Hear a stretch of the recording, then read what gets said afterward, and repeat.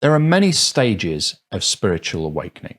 In this video, I want to go through each one, and I want to help you identify perhaps where you are. Now, these stages don't necessarily take place in the order that I'm going through them.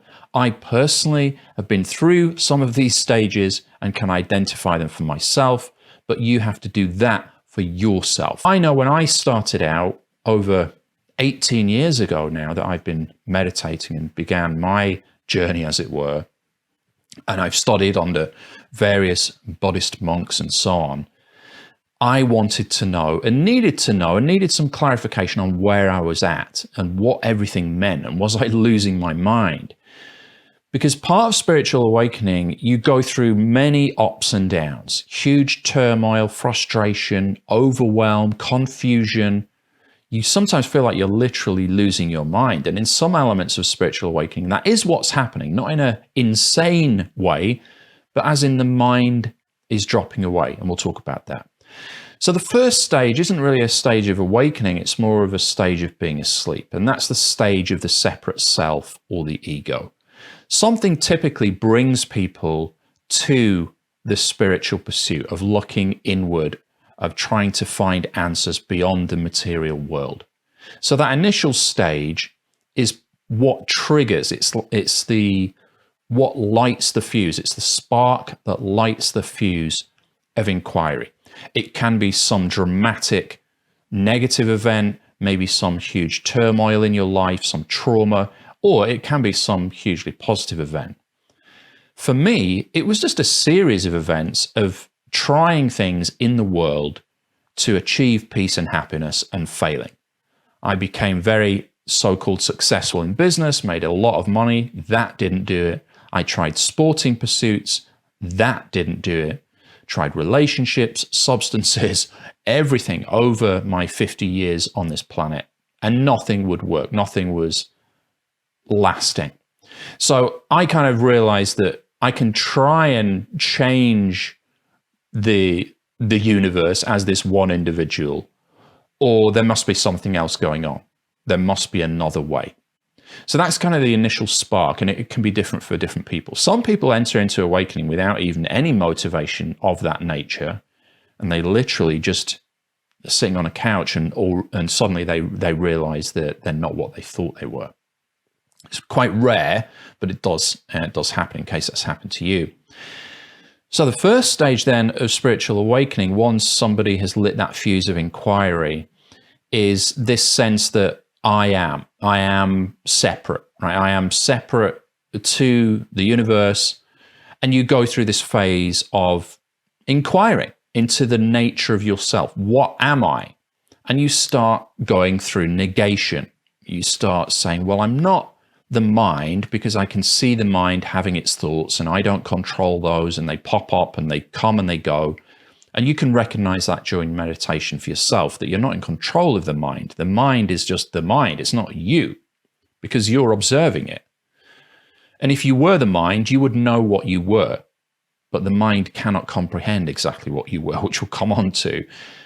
So you start thinking, okay, I'm not the mind, and I'm not the world, because I can observe the world. So what am I? And this state of inquiry, this stage of inquiry begins, where you start to investigate the nature of your being. That's really the first stage. And at this point, you kind of feel fenced off to the rest of the world. There's kind of the world and the universe over there, and there's you over here. And at this stage, what you're doing is you're flip-flopping between observing the external world and investigating your internal world and trying to make sense of both and the relationship between those two. Again, very disorientating, and it can lead to elements of fear and isolation and feeling lonely as you are starting to question things which many people never question in their entire life, because they're happy to chase substances, experiences, relationships and objects to try and get the lasting peace that we know is not possible. In fact, the very pushing away of something that you dislike and the yearning for something that you want that you don't yet have, those two actions are what is masking and obscuring happiness in the first place. But we can't see that as a separate self, and we strive constantly to try and break that belief, but it cannot be broken. So in this investigation phase, you start to discount what you are. You say, well, I'm not the mind, I'm not the body when I close my eyes. And I kind of sensed this fairly early on, even as a child when I was taught meditation, that I could exist, without sensing any part of the body. The sense of me, the sense of I am, to me, had never really been connected to the body. And another example of that is if you're unfortunate enough to lose a limb, you would still close your eyes and say, I am.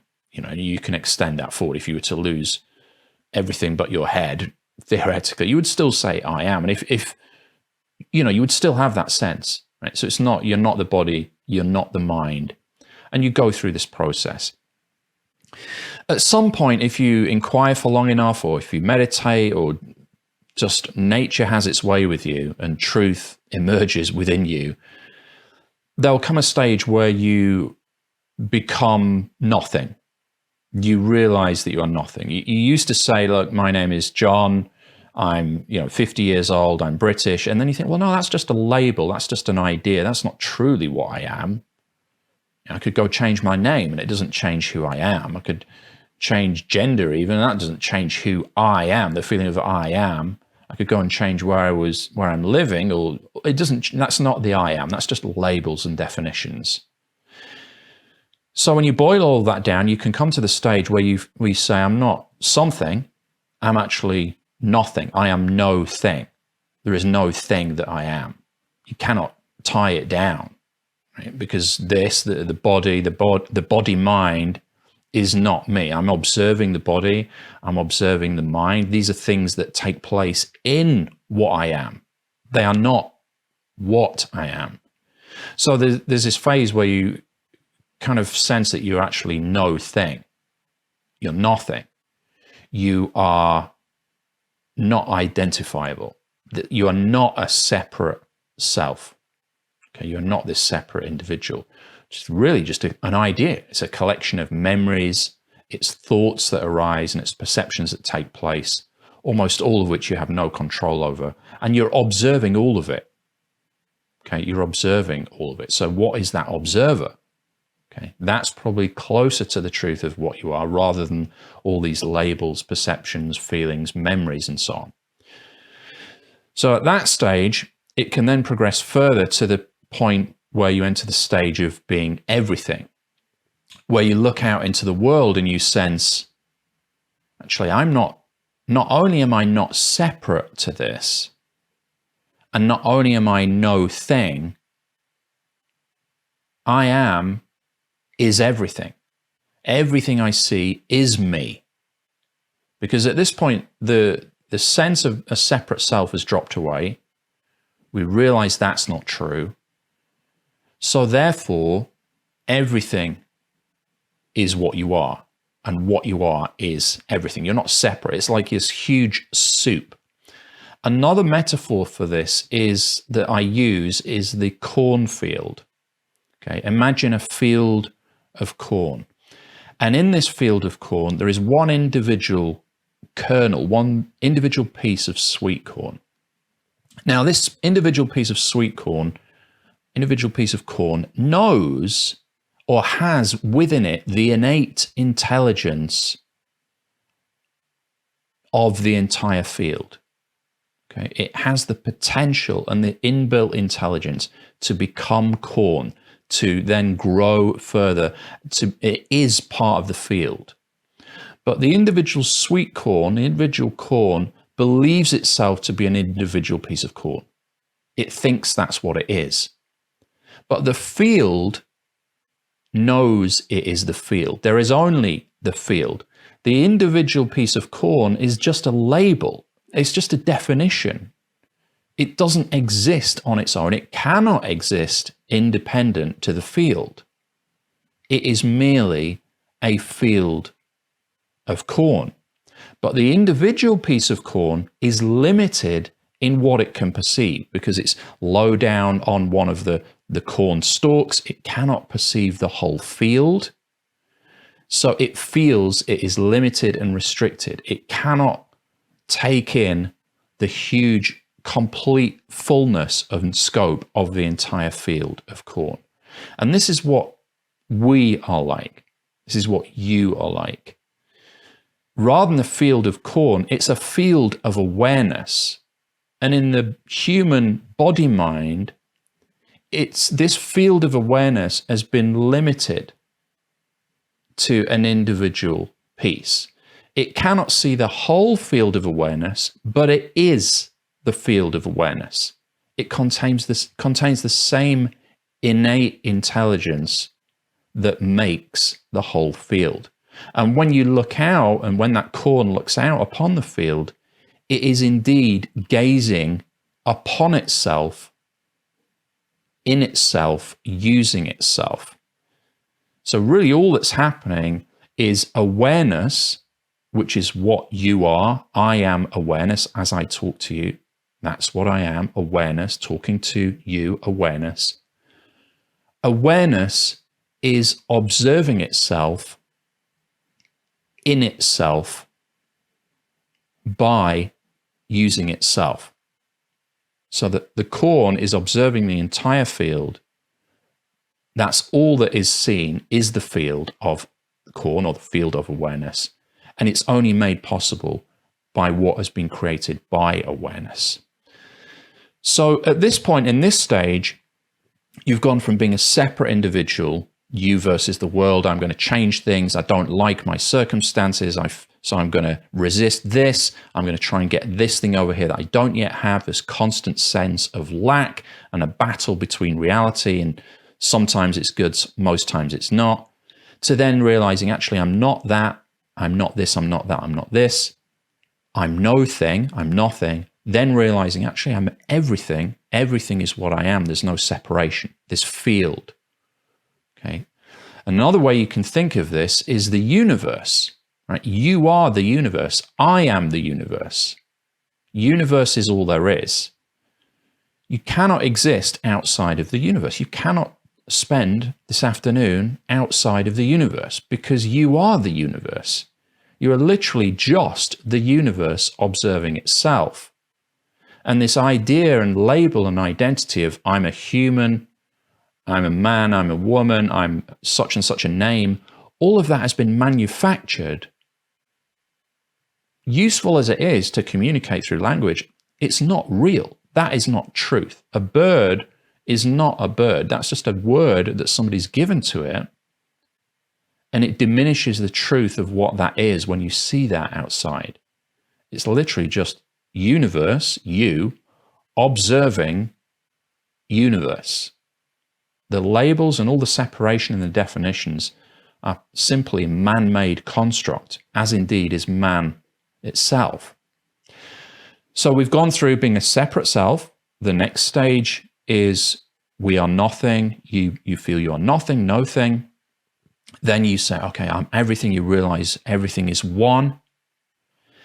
Then the stage beyond that is kind of realizing that there is no separation, right? We start out being separate to the world, right? So we have the world here, we have you as a separate self. You're fighting against this world, trying to get it to bend to your will, okay? Then you kind of disappear in the second stage, right? No thing. Then you kind of emerge inside the world as when everything is one, okay? But the next stage, it's kind of a complete sort of disappearance of any duality, any sense of separation. You kind of become aware, as I used with the field of awareness or field of corn example, that everything that's observed and everything that is used to observe is the same. It's made of the same stuff, which is awareness. So for a time, you can get stuck in this phase where you're just being aware of things and you're witnessing things. Oh, look at my thoughts. Isn't that interesting? Oh, look at things happening in the world in front of me. I'm the witness. But that still conveys this sense of two things. What happens in the next stage is that these combine, or they don't combine, nothing actually happens, but the realization is made that these are combined, that the piece of corn is not separate to the field. The field is observing the field through the field, using the field. There is only field. So it collapses the entire thing. And as the stages continue, they get more and more subtle, and the mind it cannot comprehend. This is where thought and language just come to a juddering halt. In the early stages of awakening, there's a lot of mental activity. Is this true? Could this be right? Let me qualify this. Let me justify this. Let me try and quantify this or test this out. You spend a lot of time in your mind or observing the mind during initial stages of spiritual awakening. But over time, as you go through, okay, I'm nothing, I'm no thing, then there is only this everything and I am that. Then that too collapses and it's only the sense of I am. There is just being. The mind just gets quieter and quieter, quieter, until eventually there's really nothing else left to say.